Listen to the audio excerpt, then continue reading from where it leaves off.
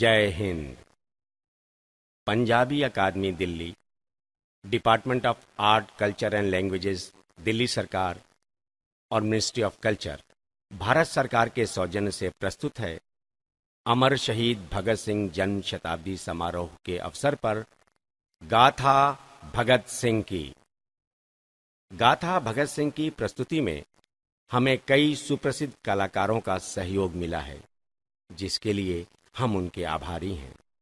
सर्वश्री Manoj Kumar, Om Puri, Kulbhushan Kharbanda, Jimmy Shergill, Rama Vij और रवि झांकल आदि कलाकारों ने अपनी जादू भरी आवाजों से इसे सजाया है। इसी के साथ कैलाश खेर, रूप कुमार राठौर और सरबजीत कौर के मधुर गायन और महेंद्र कुमार बबलू द्वारा इस प्रस्तुति को संगीतबद्ध किए जाने पर हम उनके आभारी हैं। और हम आभारी हैं Indian council for historical research के। हम उन सभी रंगकर्मियों के प्रति भी अपना आभार प्रकट करते हैं, जिन्होंने बहुत कम समय में रात दिन मेहनत करके इस पेशकश में अपना सकारात्मक योगदान दिया है। हम आभारी हैं आप दर्शकों के। आपने यहाँ आकर कलाकारों का मनोबल बढ़ाया है। आप सभी का स्वागत है।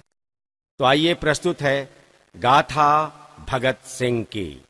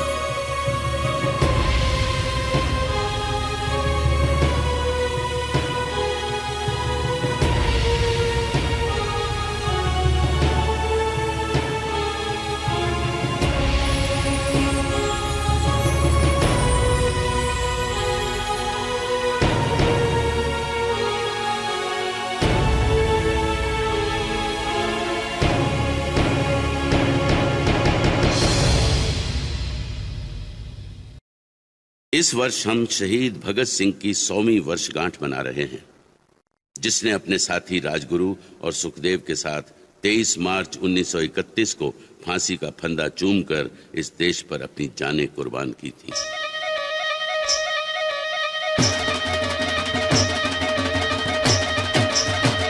भगत सिंह का जन्म 28 सितंबर 1907 को हुआ था। मां विद्यावती, पिता सरदार किशन सिंह।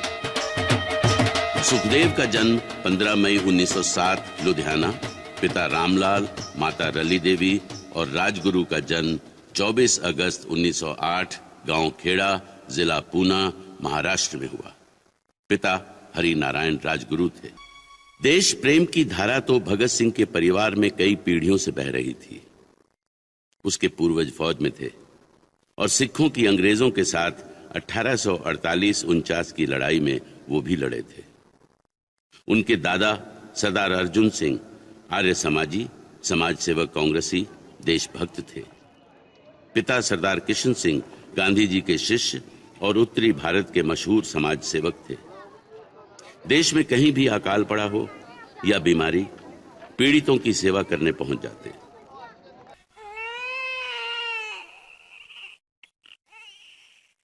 दादी जी, दादी जी, दादी जी, बधाई हो, नया सूट लूंगी। आय हाय, जरूर देंगी।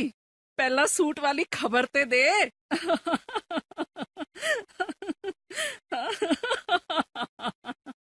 दादी, विद्यावती भाभी ने पुत्र जन्मे है, बड़ा ही सुंदर है। पुत्र? हे रब्बा, तू इतना दयालु कि आज मेरे सारे कष्ट काट दिए।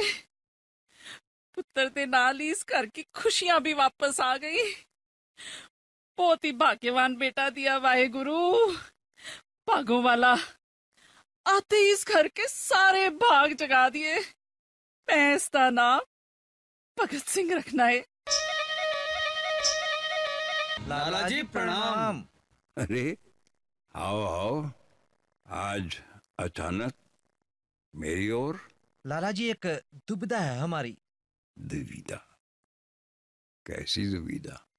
यही कि हम किस रास्ते पर चलें, गांधी जी, नेहरू जी, आप वाले और लोकमान्य तिलक वाले, या फिर भैया ये या क्या?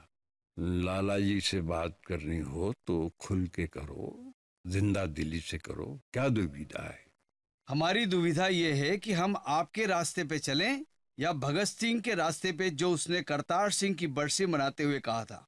हाँ, भगत सिंह की ललकार में एक चीख थी, ये गूंज थी। उसे और उसके साथियों को पुलिस वालों ने पकड़ा, पुलिस स्टेशन ले गए, समझा के चेतावनी दे के उन्हें छोड़ा। जब मुझे इस बात का पता चला तो मैंने उनको बुलाया। अच्छे बच्चे हैं, बड़े बड़े आदर से आए।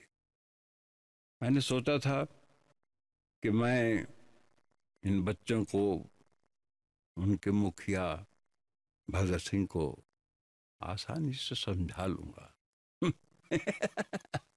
मैं वो समझने की बजाय मुझे समझाने लगा।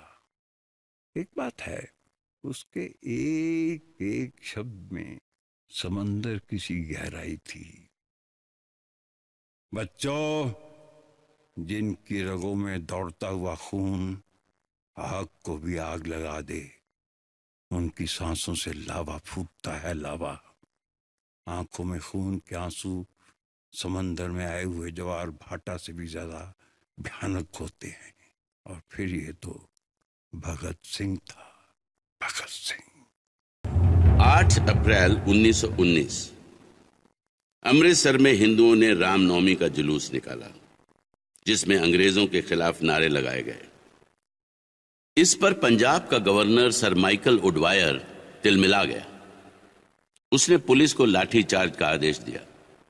डॉक्टर सत्यपाल और डॉक्टर सैफुद्दीन किचलू को गिरफ्तार करके किसी अनजान जगह ले गए। अपने आदरणीय नेताओं को लापता पाकर लोग जुलूस की शक्ल में डिप्टी कमिश्नर के बंगले की तरफ चलने लगे, ताकि पूछ सकें हमारे नेता कहां हैं। पुलिस ने अंदर जाने से रोका और लोग आक्रोश में आ गए। गवर्नर ने मार्शल लॉ लगाकर जनरल डायर को बुला लिया।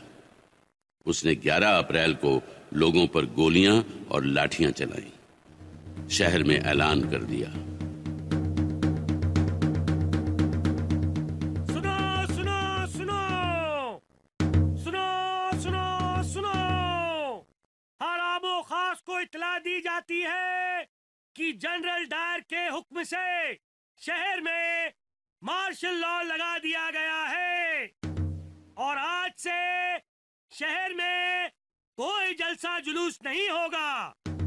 इसलिए रात के 8 बजे के बाद कर्फ्यू में कोई भी घर से बाहर ना निकले।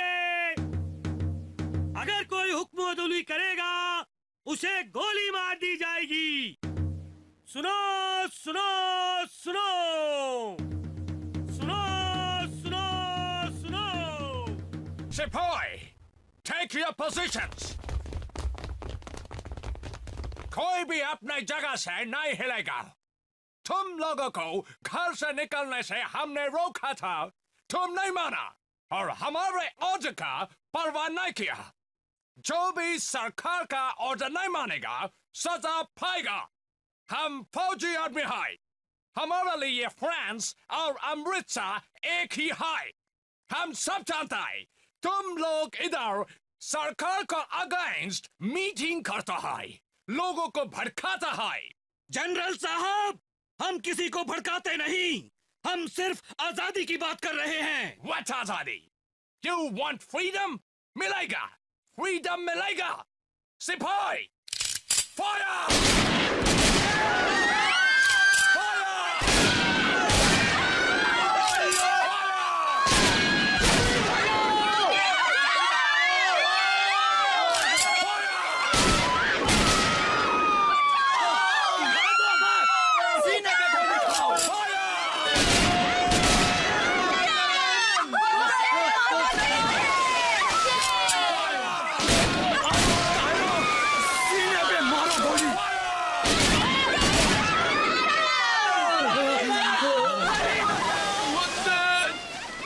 Leave this place soon and fast.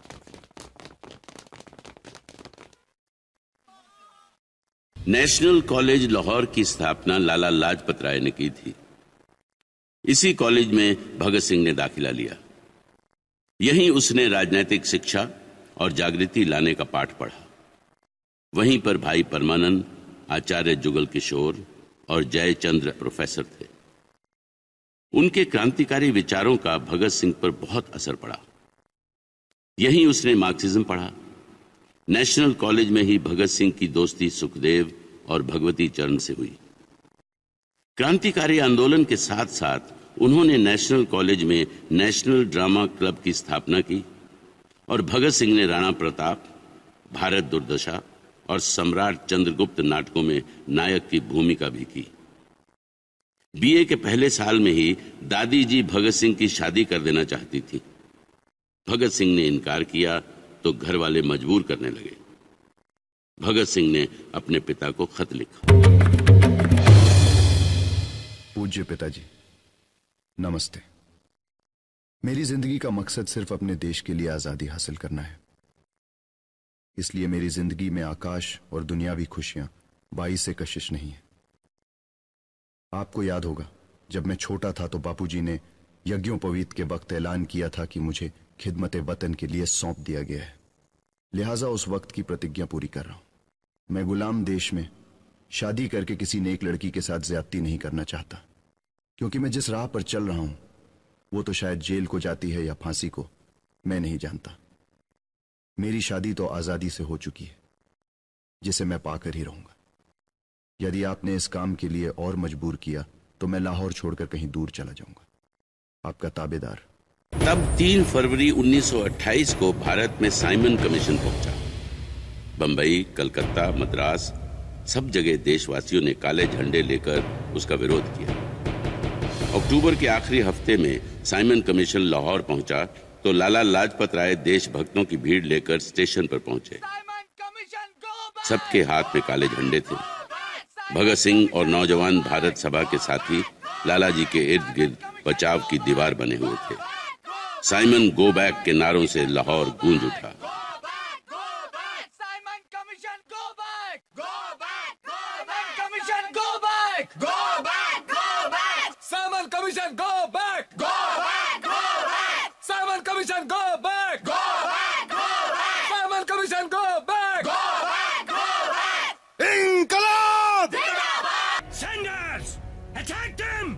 लाठी चार्ज करो!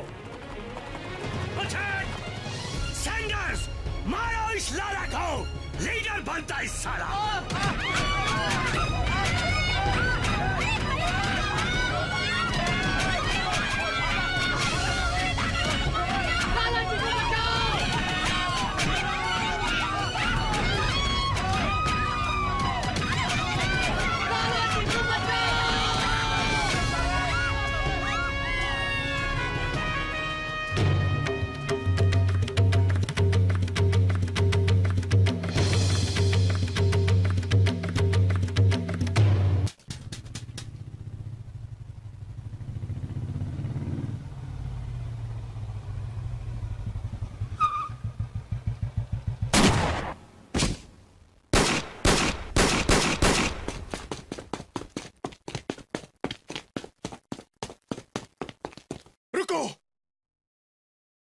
भागो! भाग जाओ तुम लोग! रुक जाओ वरना गोली मार दूंगा।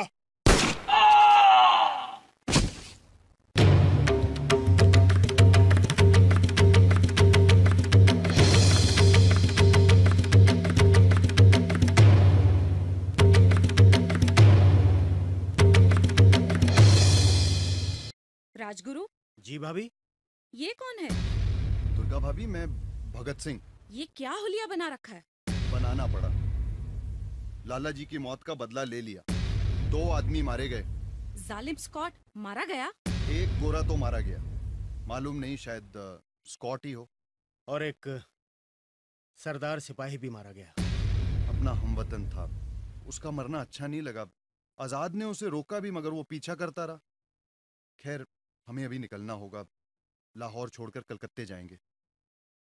बेटे सच्ची को भी साथ ले लो। ठीक है, भगवती जी 1000 रुपए छोड़ गए थे, वो भी ले आती हूँ। बस अभी आई। और मैं इसे उठाकर नौकर बन जाता हूँ। चलो।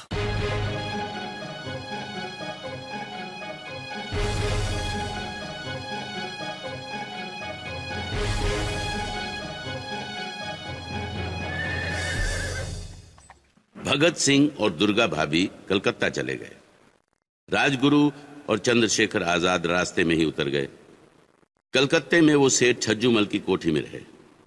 कलकत्ते के राजनीतिक माहौल में उस वक्त काफी गहमा गहमी थी। कांग्रेस का वार्षिक अधिवेशन चल रहा था। देश भर के नेता पूर्ण स्वराज पर विचार कर रहे थे। पंडित मोतीलाल नेहरू कांग्रेस के बहुत बड़े नेता थे। जवाहरलाल नेहरू और सुभाष चंद्र बोस नौजवान पीढ़ी के हरदिल अजीज थे। इसी कलकत्ते में उस वक्त भगत सिंह अपने दिल में क्रांति का ताना बाना बुन रहे थे। असेंबली में बम फेंकने के विचारों में खोए हुए थे।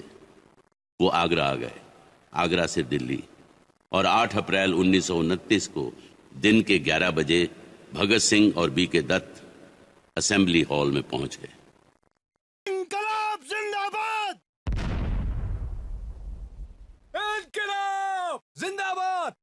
इंकलाब जिंदाबाद! इंकलाब जिंदाबाद! साम्राज्यवाद मुर्दाबाद! मुर्दाबाद! साम्राज्यवाद मुर्दाबाद! मुर्दाबाद! इंकलाब जिंदाबाद! इंकलाब जिंदाबाद! इंकलाब जिंदाबाद! इंकलाब जिंदाबाद! इंकलाब जिंदाबाद! इंकलाब जिंदाबाद! इंकलाब जिंदाबाद! इंकलाब जिंदाबाद! जो मुजरिम शिवराम राजगुरु उर्फ मम मराठा दफा 121 और दफा 302 ताजीरात हिंद के जेरे तहत आपको अदालत ने मुजरिम करार पाया है, और इन जुर्म के लिए अदालत आपको सजाए मौत देती है। To be hanged till death. इनकलाब जिंदाबाद! इनकलाब जिंदाबाद! इनकलाब जिंदाबाद! इनकलाब जिंदाबाद! Order! Order in the court! Order! मुजरिम सुखदेव दफा 139 और दफा 120 ताजीरात हिंद के जेरे तहत अदालत ने आपको मुजरिम करार पाया है, और अदालत आपको भी सजाए मौत देती है। To be hanged till death. इनकलाब जिंदाबाद! इनकलाब जिंदाबाद! इनकलाब जिंदाबाद! ऑर्डर! ऑर्डर! मुजरिम भगत सिंह दफा 121 और दफा 302 ताजीरात हिंद के जेरे तहत अदालत ने आपको मुजरिम करार पाया है। आपको सजाए मौत का हुक्म दिया जाता है। To be hanged by the neck until death। इंकलाब जिंदाबाद! इंकलाब जिंदाबाद! इंकलाब जिंदाबाद! साथियों, स्वाभाविक है जीने की इच्छा मुझ में भी होनी चाहिए। मैं एक शर्त पर जिंदा रहना चाहता हूं। मैं कैद होकर या पाबंद होकर जीना नहीं चाहता। हमारा नाम हिंदुस्तानी क्रांति का प्रतीक बन चुका है। क्रांतिकारी दल के आदेशों और कुर्बानियों ने हमें बहुत ऊंचा उठा दिया है, इतना ऊंचा कि जिंदा रहने की स्थिति में हम सब इससे ऊंचा हरगिज नहीं हो सकते। आज मेरी कमजोरी जनता के सामने नहीं है। अगर मैं फांसी से बच गया तो जाहिर हो जाएगी और क्रांति का प्रतीक चिन्ह मध्यम पड़ जाएगा, या मुमकिन है मिट ही जाएगा। लेकिन दिलेराना ढंग से हंसते हंसते हम लोगों के फांसी चढ़ने की सूरत में हिंदुस्तानी माएं अपने बच्चों को भगत सिंह बनने की आरजू किया करेंगी, और इस देश की आजादी के लिए कुर्बानी देने वालों की तादाद इतनी बढ़ जाएगी कि क्रांति को रोकना ब्रिटिश साम्राज्य या शैतानी ताकतों के बूते की बात नहीं रहेगी। भगत सिंह, फांसी लगाने का वक्त हो गया। आप तैयार हो? ठहरो, एक क्रांतिकारी दूसरे क्रांतिकारी से मिल रहा है, थोड़ा बाकी है।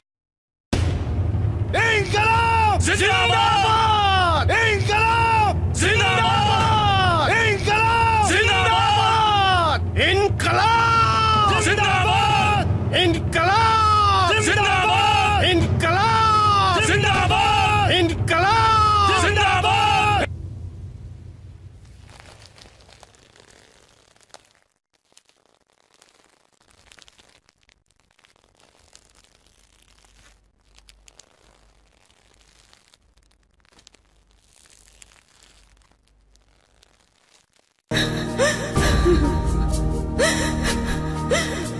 शहीदों की मज़ारों पर लगेंगे हर बरस मेले, वतन पर मरने वालों का यही बाकी निशान होगा, यही बाकी निशान